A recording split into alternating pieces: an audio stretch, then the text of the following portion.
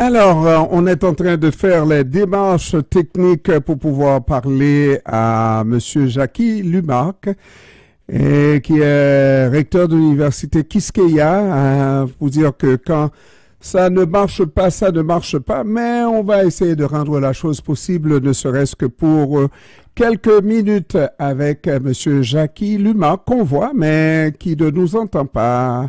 Mais ça va être rendu possible, ça sera possible, je pense que oui, ça sonne et il devrait prendre le téléphone. Je vois, alors. Allô, Monsieur Lumarque. Oui, comment allez-vous, Monsieur Bon, alors, enfin, on s'entend, on se comprend. Moi, je vais bien, même quand ça va mal, Monsieur Lumarque. Pour vous, comment ça va dans un pays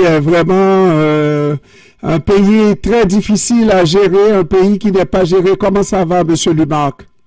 Bon, effectivement, c'est une question à ne pas poser à les Haïtiens aujourd'hui. Ceux qui sont dans Haïti, c'est une question très risquée. Oui, hein? Dans la maison. Ouais.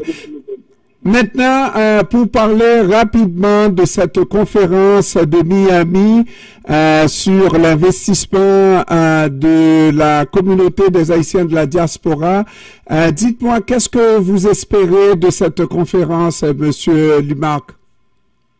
Bon, d'abord, je ne suis pas l'organisateur de la conférence, j'étais participant, évidemment, j'ai fait la conférence inaugurale et au lancement, et sur une thématique particulière parce que je voulais parler des sections communales d'Haïti. Vous savez que nous avons 570 sections communales, c'est là où se trouvent nos paysans, Mounbonio, mais dehors. Or, ce territoire n'est pas connu d'Haïti. Il n'y a aucune statistique du gouvernement sur les sections communales, c'est une boîte noire. Et pendant 7 ans, l'université a travaillé à lever des voiles sur cette partie du monde en dehors, pour montrer qui ils sont, ce qu'ils font, comment ils vivent, ce qu'ils désirent.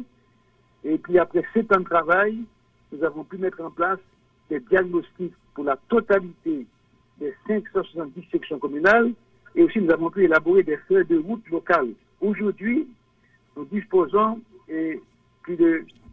près de 400 feuilles de route locales pour chacune des sections communales dans lesquelles les experts, avec les gens ordinaires, les marchands, les syndicalistes, les chauffeurs de taxi, les ougans, chacun dit ce qu'il veut faire de son partenaire.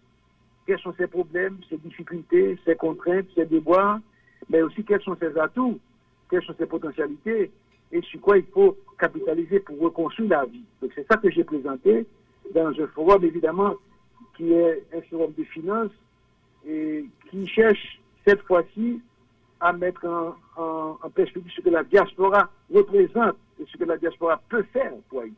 OK. Donc, évidemment, moi, dans mon intervention, j'ai dit quelque chose qui a retenu l'attention, c'est que aujourd'hui, vous, la diaspora, vous êtes le plus grand bailleur de fonds d'Haïti. Parce que non seulement vous contribuez 4 milliards de dollars par an, mais c'est presque le double de notre budget national. Le budget d'Haïti est de 2,5 milliards de dollars. En plus, si on compare ça avec la contribution de ce qu'on appelle de tous les partenaires financiers internationaux, que ce soit multilatéraux ou bilatéraux, eh bien, il se trouve que vous êtes encore le plus important de nos bailleurs parce que même ils financent entre 500 et 600 millions de dollars par an, ça représente à peine 12% de ce que vous faites vous-même par rapport à vos 4 milliards de dollars. Donc, la diaspora haïtienne, pour moi, est la plus grande communauté internationale d'Haïti. Oui. Et c'est intéressant parce qu'en plus du volume qui fait la différence, c'est que vous-même, vous ne posez pas de conditionnalité. Vous dites jamais, je vais bloquer tel financement si vous ne faites pas telle chose. Vous ne donnez pas de sanctions. Si vous n'êtes pas d'accord avec les choix politiques, vous n'êtes pas capable de... Vous n'allez jamais dire qu'on va suspendre l'aide. Vous ne suspendez jamais l'aide. Mais... De solidarité et de fraternité. Il n'y a pas de place pour le racisme, il n'y a pas de place pour la condescendance. Donc, c'est une différence fondamentale déjà dans les volumes. Mais ça ne suffit pas, mais c'est déjà important. Ça, sans parler de racisme, de condescendance, Monsieur le recteur, est-ce qu'il ne faudrait pas faire les choses autrement? Parce que nous contribuons à aider Haïti, mais en apparence, c'est comme l'aide bilatérale, l'aide que nous apportons de la diaspora n'aide pas vraiment au développement d'Haïti. effectivement, il y a un effet pervers dans l'aide. Bon, d'abord, ça aide à la balance des paiements, parce que Haïti n'exporte plus. Nous exportons pour 1 milliard de dollars par an contre 4 milliards de dollars d'importation. Donc, avec vos 3-4 milliards, vous compensez en quelque sorte la balance des paiements d'Haïti. Et sans votre participation, la goutte d'aujourd'hui aurait chuté à 250 gouttes pour $1. Donc, c'est déjà pas mal. Mais il y a aussi des effets pervers. Pour quelle raison? Qu'est-ce que finance votre contribution? C'est la consommation. Les collages, les loyers, mais aussi beaucoup de biens de consommation. Les équipements domestiques, de la nourriture, l'habillement, les médicaments, tout ça vient où? De la vie dominicaine.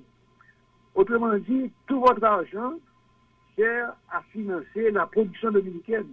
Parce que les Dominicains exportent vers Haïti chaque année, officiellement, 1 milliard de dollars de marchandises. Mais officiellement, moi je pense que quand on ajoute les forêts, ça doit faire plus que ça.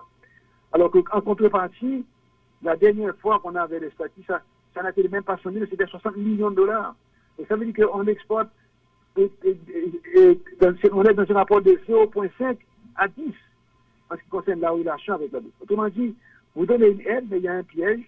L'aide que vous donnez sert à alimenter la production dominicaine et à augmenter sa compétitivité par rapport à Haïti. Donc il faut faire autre chose.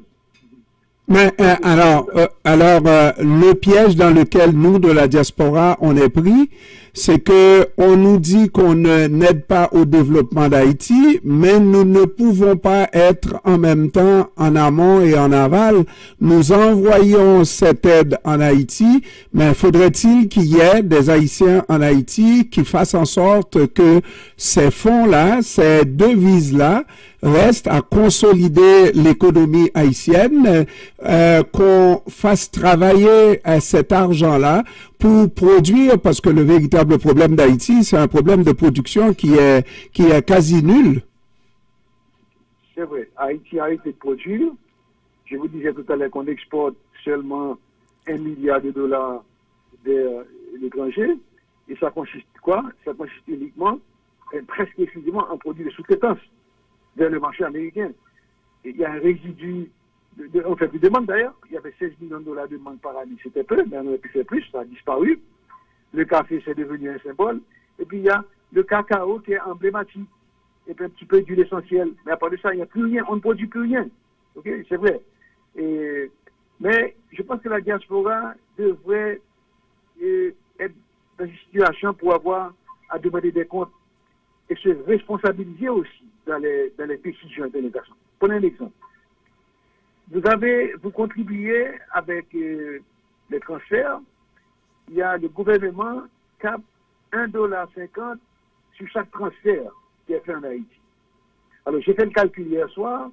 Entre 2011 à 2018, période pour laquelle le SUP était disponible, les transferts ont représenté une moyenne de 1,6 million de dollars par mois. Et ce qui fait que sur la période, sur cette même période, le Trésor public a reçu 117,8 millions de dollars uniquement à raison des frais fonciers. Où va cet argent? Il va au Fonds national d'éducation, le FNE. Or, vous connaissez les informations. Et le FNE est en train de devenir le nouveau Petro-Caribé. C'est de l'argent qui n'est pas sous contrôle, qui n'est pas sous audit, qui est dépensé à travers une organisation autonome et sous contrôle des politiciens, de la primature notamment. Le FNE reçoit également 5 centimes sur chaque appel international entrant. 75% de ce montant va au FNE. Autrement dit, voici un dispositif qui est là pour financer un besoin fondamental et stratégique pour Haïti. Ce n'est pas seulement que ce soit un droit fondamental, mais c'est aussi un investissement économique important en éducation. Donc voilà une situation que vous avez contribué à créer pour mobiliser des ressources importantes pour un secteur stratégique comme l'éducation, et l'argent est dilapidé. Et cet argent va être le prochain petit Petro-Caribé de la transition. Monsieur Lumac, monsieur le recteur. La diaspora était impliquée, par exemple, de la gouvernance de ce conseil. Disons, une sorte de board, un comité de surveillance, un conseil d'administration auquel vous participiez. Vous avez un droit de regard sur les allocations et vous avez un droit de regard sur le choix des dépenses et demander des évaluations des audits et et suggère les sanctions appropriées. Monsieur Lumarc, nous devons malheureusement prendre un autre rendez-vous pour nous parler, prendre le temps d'aborder ce sujet-là extrêmement important et même envisager une conférence éventuelle sur la question ici à Montréal, parce que nous avons des choses à dire aussi, hein, n'est-ce pas? Malheureusement, nous avons d'autres invités cet après-midi. On va aménager un autre rendez-vous, monsieur le recteur. À votre service. Merci beaucoup. Merci beaucoup. Merci, au revoir.